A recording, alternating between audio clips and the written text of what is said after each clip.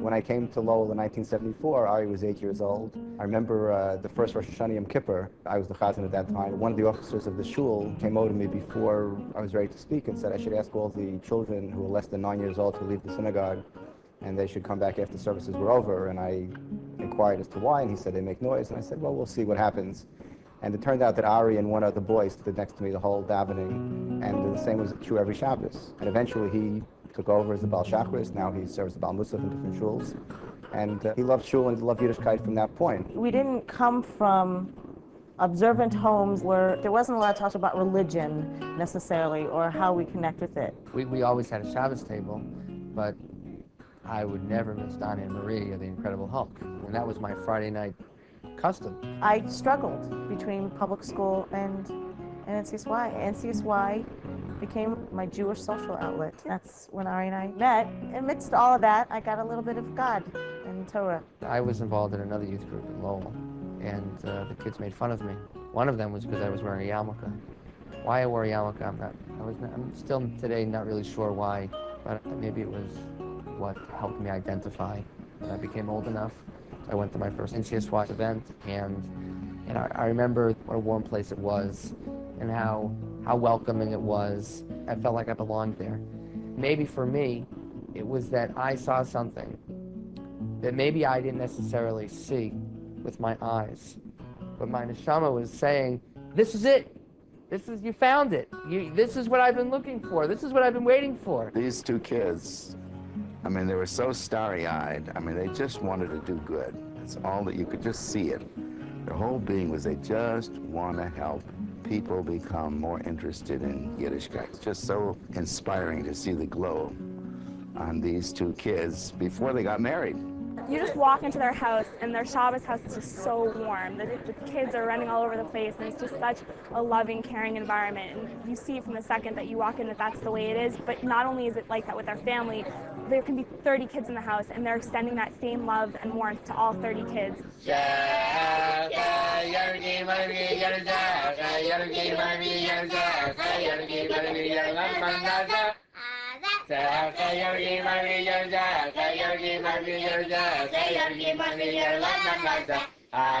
My father's a really, really good teacher, and he teaches a lot of things to a lot of people. He makes a lot of people come closer to Judaism.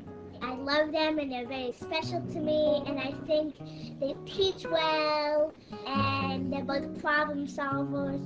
Ari has been very involved in every kind of good youth initiative. He reaches out tirelessly to bring young people into the Jewish fold, and he's a great developer of leaders. What Ari is doing in Boston is fantastic because it's not a place you can easily get kids to do things the way you would like them to do it. NCSY is there in the critical years of their life to point out to them the beauty of Torah, the beauty of Yiddishkeit. In that way, we, Baruch Hashem, was zeicha through those efforts to thousands and thousands of Jewish youngsters who are from today only because of the fact that at one time they belonged to an NCSY group. What attracts people to NCSY, what attracts people to our home, is they might find a glimpse of God in our home. And they might find a glimpse of God at our Shabbos table. And then they might actually see that they have God within themselves. They're definitely the highlight of NCSY. They're two amazing balls of energy. I've hardly ever met somebody who is so willing to give and so willing to share all the time anything they have. They just open their arms to everybody, and everybody feels very welcome when they're around. Sarah Beth is just a fantastic role model for young women. She understands them, she understands their needs, she helps them to develop into good, strong, grown-up, Orthodox women. We're not out to save a soul. Our goal is to be a friend, to be a role model, to be an example. Ari and I always say, we don't want you to keep Shabbos for us. We want you to keep Shabbos because you want to keep Shabbos. What does Shabbos mean to you? You know, when you graduate high school and go on and be strong within yourselves because this is something that you wanted to do, not because we will be proud of you. We'll be proud of you anyhow. You really just want the best for these kids. You just want them to see it, because if they see it, then you know their lives will be so much more enriched. Ari always says that, how do you describe a rainbow to a blind man? And you do that by being a rainbow yourself, by really just being genuinely role models. We hate the term NCSY success story, because whenever one says NCSY success story, it takes the success away from the kids.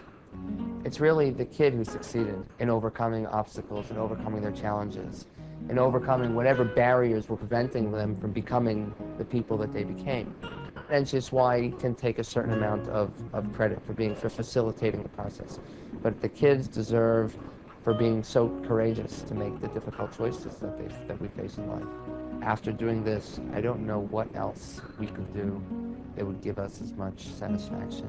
If I were to ever have to leave, or if the time came where we needed to move on, I couldn't think of any other avoda that was more meaningful to get involved with than NCSY.